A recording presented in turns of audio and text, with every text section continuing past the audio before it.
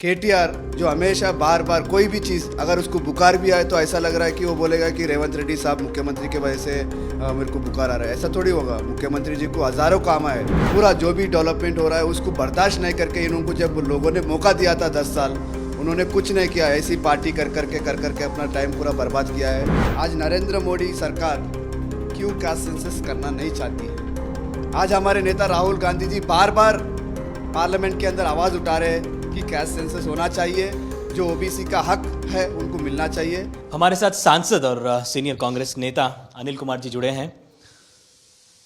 Janwada farm house में जो red हुई है, इसको लेकर सियासी दाव जो छिड़ गया है, एक जंग छिड़ गई है सरकार और ऑपोजिशन के बीच में। एक तरफ केटीआर जी कह रहे हैं कि एक फैमिली प्राइवेट दावत थी, पार्टी थी, जिसके लिए भी परमिशन लेना चाहिए क्या, ये सवाल वो कर रहे हैं। दूसरी तरफ सरकार में जो पुलिस है, पुलिस बोल रही है कि ये एक रेव पार्टी थी, 21 आदमी 14 जो है महिलाएं पकड़ी गई है, एक कोकेन के साथ पॉजिटिव भी वहाँ पर टेस्ट किए गए हैं, ये आरोप लगे हैं। तो इस पर क्या कहेंगे? ये केटीआर जो है हमेशा हर बात का सियासती का फ़ायदा उठाना चाहते हैं। राइड होने का कारण कोई सियासती इन्फ्लुएंस नहीं है और जनरल प्रैक्टिस होता है। जब भी उनको पुलिस डिपार्टमेंट को कोई इन्फॉर्मेशन आता है, चाहे केटीआर हो चाहे कोई भी हो, कोई ऐसा अगर उनको कोई इन्फॉर्मेशन टिप मिलता है तो वो लोग जाके 100% इंस्पेक्शन करते हैं और राइड करते हैं। राइड के बाद पता चलता है कि उसके अंदर क्या क्या हुआ है। कल अगर हम जनवाड़ा की बात करते हैं, उसमें जब राइड हुआ है तो उसमें साफ फॉरेन लिकर था, शराब था, फॉरेन शराब था, और उसमें से जब टेस्ट किया गया उसमें से एक व्यक्ति पॉजिटिव भी आया। इससे पता चलता है कहीं ना कहीं हर चीज़, चाहे ड्रग्स हो चाहे जो भी इन्वॉल्वमेंट है, हर चीज़ वहाँ पे प्रेजेंट था। अगर कोई व्यक्ति अगर पॉजिटिव टेस्ट हो रहा है तो ओवरनाइट टेस्ट तो होगा, जब से वो कर रहा होगा तो तभी तो टेस्ट पॉजिटिव आएगा। और जितने भी लोग वहाँ पे फार्म हाउस के अंदर वो लोग सेलिब्रेशन कर रहे थे या पार्टी कर रहे थे या व्यक्तिगत रूप पे क्या कर रहे थे, वो तो सब इंक्वायरी में बाहर आएगा। ये लेकिन केटीआर जो हमेशा बार बार कोई भी चीज़ अगर उसको बुखार भी आए तो ऐसा लग रहा है कि वो बोलेगा कि रेवंत रेड्डी साहब मुख्यमंत्री के वजह से मेरे को बुखार आ रहा है। ऐसा थोड़ी होगा। मुख्यमंत्री जी को हज़ारों काम आए कि बार बार केटीआर के बारे में सोचने वाले मुख्यमंत्री नहीं है। हमारे मुख्यमंत्री गरीबों के बारे में सोचने वाले मुख्यमंत्री है। आज जो डेवलपमेंट हो रहा है, चाहे 6 गारंटीज़ का इम्प्लीमेंटेशन हो या मूसी का जो डेवलपमेंट हो या पूरा जो भी डेवलपमेंट हो रहा है, उसको बर्दाश्त नहीं करके इनको जब लोगों ने मौका दिया था 10 साल, उन्होंने कुछ नहीं किया। ऐसी पार्टी कर करके अपना टाइम पूरा बर्बाद किया है और खाली अपना परिवार को देख लिया है। आज भी अगर बात हो रही है तो उनके परिवार के उनके जो साले साहब के उसमें ही राइड हुआ है।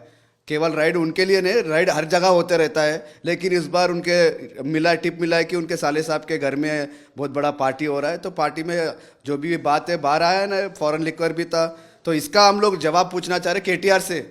आप पहले इसका जवाब दीजिए कि जो व्यक्ति को पॉजिटिव आया है उसके बारे में आपका क्या कहना है, और जो लिकर वहाँ पे जो फॉरेन लिकर वहाँ पे थे उसके बारे में क्या कहना है। बार बार हमेशा यही बोलते रहते हैं कि आप वांटेडली टारगेट कर, कोई हमारे को कोई दिलचस्पी नहीं है आपके परिवार को टारगेट करने का।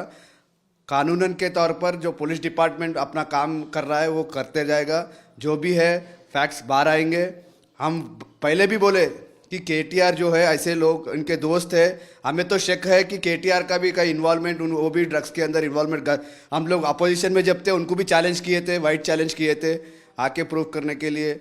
और साथ में आज इनके वजह से पिछले 10 साल से जो लोग एक्टिविटीज़ कर रहे हैं, इस तरह के पार्टी जो कर रहे हैं, इनके वजह से आज हैदराबाद शहर के स्कूल के अंदर भी ड्रग्स का रीच हो चुका है। बड़ी शर्म की बात है। आज जब कांग्रेस पार्टी ये चाहती है कि किसी भी तरह को हैदराबाद या तेलंगाना स्टेट और ड्रग्स फ्री सिटी करने की, हम लोग स्टेट और सिटी करने की कोशिश कर रहे हैं।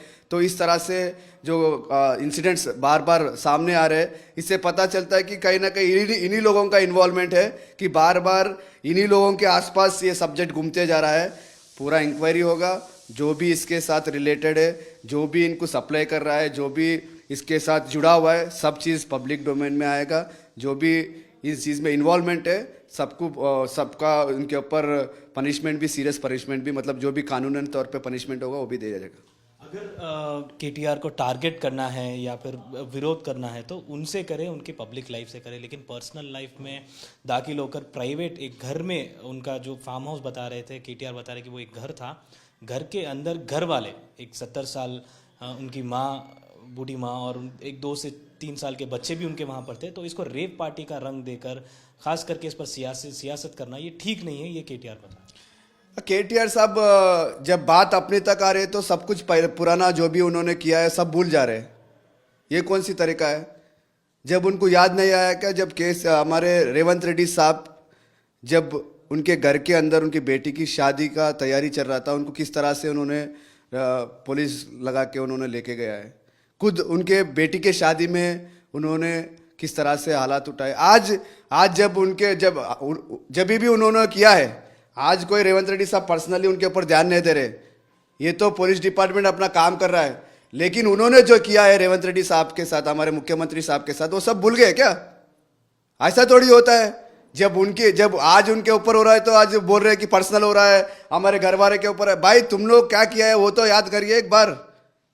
पिछले 10 साल से तुमने हमारे मुख्यमंत्री को किस तरह से आप लोगों ने व्यक्तिगत रूप पे कोशिश पे कोशिश किया है कि किसी भी तरह से इनको रोकना है, किसी भी तरह से इनको, चाहे पर्सनल लेवल पे भी आपने कितना टारगेट किया है, किस तरह से आपने पूरा डिपार्टमेंट उस समय में जब आप हुकूमत में थे, किस तरह से आपने डिपार्टमेंट को मिसयूज करके आपने रेवंत रेड्डी साहब के लिए किस तरह से आपने जाल बिछाने की कोशिश किया है। लेकिन जब आज वही डिपार्टमेंट जो काम करने की कोशिश कर रहे हैं, जो अपने पर्सनल लेवल पे काम कर रहे हैं, तो आप बोल रहे हैं कि हमारा पर्सनल लेवल पे टारगेट कर रहे हैं। भाई फिर एक बार बोलना चाह रहा हूँ कि हमारे मुख्यमंत्री को ये केटीआर हो, उनके परिवार हो, इनके ऊपर कोई इंटरेस्ट नहीं है।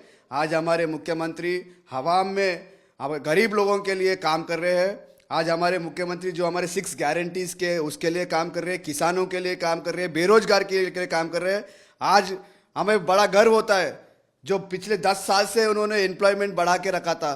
पिछले 10 साल से उन्होंने युवाओं को उन्होंने जिस तरह से रोक के उन्होंने कभी भी जॉब्स नहीं दिया है। आज हमारे सरकार आने के बाद एक बार पता करें कितने जॉब्स हम लोग क्रिएट करें, कितने जॉब्स हम लोग दिए हैं। यही एक मिसाल है कि रेवंत रेड्डी साहब किस तरह से काम कर रहे हैं। कैश सेंसस को लेकर वापस से मुद्दा छिड़ गया है। आपकी पार्टी यहाँ पर राज्य में सरकार में है, केंद्र से भी मांग की जा रही है कि कैश सेंसस हो, इस पर क्या कहें? कैश सेंसस जो है, बीजेपी और नरेंद्र मोदी की जो सरकार है वो चाहते हैं कि ओबीसी को किसी भी तरह राजनीति में आना है, किसी भी रिजर्वेशन में ओबीसी को मौका नहीं मिलना है। आज नरेंद्र मोदी सरकार क्यों कैश सेंसस करना नहीं चाहती है? आज हमारे नेता राहुल गांधी जी बार बार पार्लियामेंट के अंदर आवाज़ उठा रहे हैं कि कैश सेंसस होना चाहिए, जो ओबीसी का हक है उनको मिलना चाहिए।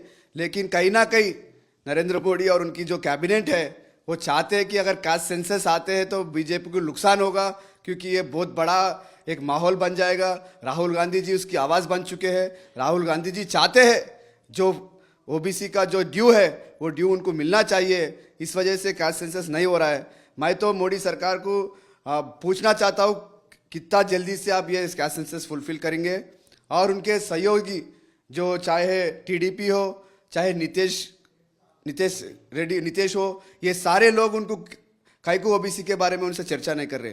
क्या आप लोगों को ओबीसी से प्यार नहीं है? आज अगर आप सरकार में, आंध्र प्रदेश में सरकार में है, अगर बिहार में आप लोग सरकार में हैं, क्या ओबीसी आपको सपोर्ट नहीं किया है? हम लोग चाहते हैं कि आपका भी आवाज़ इस पे उठना चाहिए। अगर आवाज़ नहीं उठ रहा है तो आपसे मतलब आपका जो प्यार मोदी के तरफ है वो प्यार तो रहेगा, लेकिन ओबीसी के खिलाफ जिस तरह से आप साइलेंटली बिहेव कर रहे हैं, इसके ऊपर भी ओबीसी सब कुछ देख रहा है।